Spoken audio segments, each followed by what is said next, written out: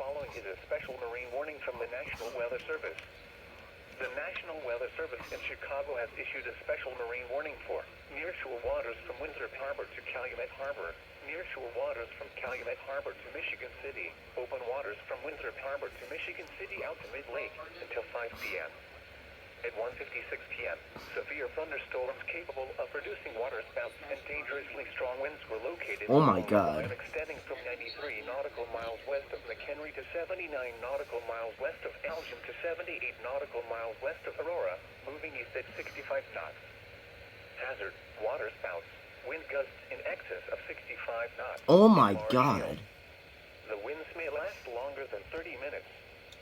Source, radar indicated. Impact, waterspouts can easily overturn boats and create locally hazardous seas. Boats could suffer significant structural damage in high winds and hail. Small craft could capsize in suddenly higher waves. Locations impacted include Harrison Beaver, Crib, Wilmette Harbor, 31st Street Harbor, Monroe Harbor, Burns Harbor, Calumet Harbor, Winthrop Harbor, Indiana Harbor, Montrose Harbor, Waukegan Harbor, Burnham Harbor, and Hammond Marina.